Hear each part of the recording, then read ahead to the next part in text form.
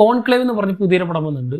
And ഈ ആദ്യം തന്നെ പറയും ഈ വരാൻ പോകുന്ന ഓസ്കാർസിൽ ഒരു പക്ഷേ ഏറ്റവും കൂടുതൽ നോമിനേഷൻ കിട്ടാൻ പോകുന്ന സിനിമകളിലൊന്നും ഇതായിരിക്കും എല്ലാ ഡിപ്പാർട്ട്മെൻറ്റിലും. കാരണം ഇതിൻ്റെ എല്ലാ വശങ്ങളും എല്ലാ ഡിപ്പാർട്ട്മെൻറ്റും അടിപൊളിയാണ്.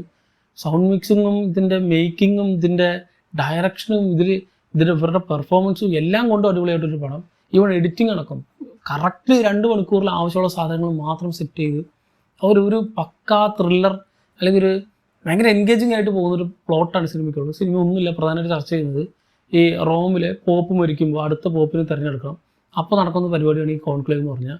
സോ അതിനകത്ത് ഇവരൊരു പ്രത്യേകം ഒരു പർട്ടിക്കുലർ ഏരിയയിൽ മാത്രമേ നടക്കുള്ളൂ. പുറം ലോകത്തിന് യാതൊരു തരത്തിലുള്ള ആക്സസും ഇല്ല, മീഡിയയ്ക്കൊന്നും ആ പരിസരത്തേക്ക് പോകാൻ പറ്റില്ല. സോ അങ്ങനെയുള്ള സ്ഥലത്ത് അതിനകത്ത് എന്താണ് ഇവർ നടത്തുന്നത്, ഇവരെങ്ങനെയാണ് ഇത് തിരഞ്ഞെടുക്കുന്നത്, അവർക്ക് എന്തൊക്കെയാണ് ഇവിടെ നടക്കുന്നതെന്നാണ് സിനിമ ചർച്ച ചെയ്ത് പോകുന്നത്. അതിൻ്റെ ആ ഒരു കാര്യം പുറം ലോകത്തിന് അറിയാത്തത് കൊണ്ട് ഭയങ്കര ഇൻട്രസ്റ്റിംഗ് ആയിട്ട് സിനിമ എൻഗേജിങ് ആയിട്ട് പോകുന്നുണ്ട്. ഞാൻ പക്ക ഒന്നുമില്ല, പക്ക പൊളിറ്റിക്സാണ്. അതിനകത്ത് എന്താ നടക്കുന്നത് മാത്രമേ കാണിച്ചു തരുള്ളൂ. ആൻഡ് അതിനകത്തുള്ള കുറേ മിസ്റ്ററി, ഒരു ക്യാരക്ടറാണ് അടുത്ത പോപ്പാവാൻ പോകുന്നതെന്ന് ഒട്ടുമിക്ക നമുക്ക് ഏകദേശം ഒരു തോന്നൽ കിട്ടിക്കഴിഞ്ഞാൽ ആ ഒരു ക്യാരക്ടർ എന്തെങ്കിലുമൊക്കെ ഉണ്ടാവും, ബാക്ക് സ്റ്റോറിയോ അല്ലെങ്കിൽ ആ ഒരു ക്യാരക്ടർ പാസ്റ്റ് ലൈഫിൽ എന്തെങ്കിലുമൊക്കെ ചെയ്തിട്ടുണ്ടാവും. സോ ഇങ്ങനത്തെ കുറേ കാര്യങ്ങളൊക്കെ മാറ്റി ഇവരെങ്ങനെയാണ് റിഫൈൻഡ് ആയിട്ടൊരു പോപ്പിനെ തിരഞ്ഞെടുക്കുക എന്നുള്ളതാണ്. പക്ഷേ ഇതൊരു ഓട്ടോബയോഗ്രഫിക്കൽ മോഡിലൊന്നും അല്ലെങ്കിൽ ഒരു പക്ക നടന്ന സംഭവം എന്ന മോഡിലൊന്നും അല്ല, ഫിക്ഷണലായിട്ടാണ് കാണിച്ചു തരുന്നത്. സോ ആ പൊളിറ്റിക്സ് അതിലുള്ള ക്യാരക്ടേഴ്സൊക്കെ എങ്ങനെ അവർ ഇൻ്റർട്വിൻഡ് ആയിട്ട് ഇരിക്കുന്നു എന്നാണ് സിനിമ ചർച്ച ചെയ്ത് പോകുന്നത്. എനിക്ക് പേഴ്സണലി ഭയങ്കര എൻഗേജിങ് ആയിട്ട് തോന്നിയൊരു പടം. സാധാരണ ഇങ്ങനത്തെ പടങ്ങളൊക്കെ കാണുമ്പോൾ ഉറക്കം തൂങ്ങി ഉറങ്ങാറുണ്ട്, പക്ഷേ ഈ സാധനം നല്ല കിഡിലിനായിട്ട് മേക്ക് ചെയ്തിട്ടുണ്ട്. ഈ പറഞ്ഞ പ്ലോട്ട് ഈ പൊളിറ്റിക്സ് ആയതുകൊണ്ട് തന്നെ എനിക്ക് ഈ സാധനങ്ങൾ ഇഷ്ടമല്ല പേഴ്സണലി, പക്ഷേ ഇവരിതിൻ്റെ മേക്കിംഗ് കൊണ്ട് ഇതിൽ പിടിച്ചിട്ടുണ്ട്. കാരണം ചിലപ്പോൾ ഒരുപക്ഷെ നമ്മൾ ശരിക്കും അവിടെ നിന്ന് കാണുകയാണെങ്കിൽ നമുക്ക് ഉറക്കം വരും. കാരണം ഒരു ദിവസം കൊണ്ടൊന്നും തീരുമാനമാവില്ലത്. ചിലപ്പോൾ ഒരാഴ്ചകളോ മാസങ്ങളൊക്കെ എടുത്തിട്ടായിരിക്കും, ഇത്രയും ദിവസം കഴിഞ്ഞിട്ടായിരിക്കും അടുത്ത പോപ്പിന് ഇവർ തിരഞ്ഞെടുക്കുക. സോ അതിനിടയിൽ ഇപ്പോൾ നമ്മൾ പുറം ലോകത്തു നിന്ന് കാണുമ്പോൾ ഈ റോമിന് പുറത്ത് ഈ കോൺക്ലേവ് നടക്കുന്ന സ്ഥലത്തിന് പുറത്ത് ഈ സ്മോക്ക് വിടുന്ന ഒരു പില്ലറുണ്ട്, ഒരു വെള്ളപ്പുകയും കറുത്ത പുകയും സെപ്പറേറ്റ് ആയിട്ട് വരുന്നൊരു സംഭവം.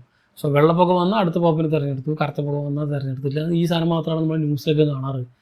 പക്ഷേ അതിനിടയിൽ ആ ഒരു ഗ്യാപ്പിൽ എന്തൊക്കെയാണ് നടക്കുക എന്നുള്ളതാണ് സിനിമ ചർച്ച ചെയ്ത് പോകുന്നത്.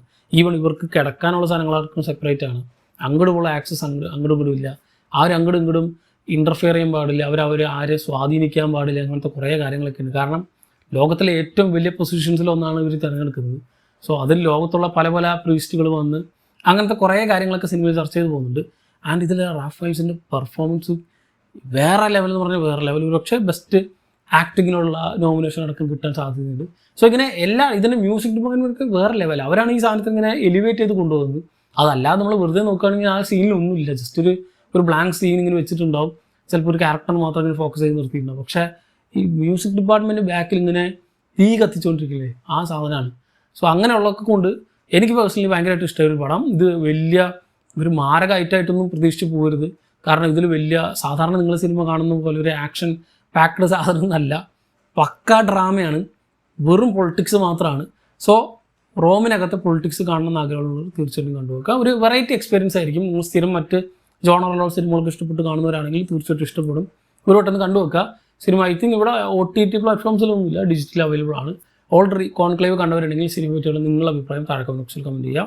ആൻഡ് ഐ എം ഷുവർ ഈ പറയുന്ന ഈ വരാൻ പോകുന്ന അടുത്ത മാർച്ചിലെ ഓസ്കാർസിൽ എങ്ങനെ പോയാലും അറ്റ്ലീസ്റ്റ് ഒരു അവാർഡെങ്കിലും എടുക്കും ഈ ഒരു പടം എന്നുള്ളത് തീർച്ചയാണ്. സോ തീർച്ചയായിട്ടും കണ്ടുവെക്കുക. ഓൾറെഡി ഈ സിനിമ നിങ്ങൾ കണ്ടവരാണെങ്കിൽ സിനിമയെ പറ്റിയുള്ള നിങ്ങളുടെ അഭിപ്രായം താഴെ കമന്റ് ബോക്സിൽ കമൻറ്റ് ചെയ്യുക. മറ്റൊരു വീഡിയോയിൽ വീണ്ടും കാണാം.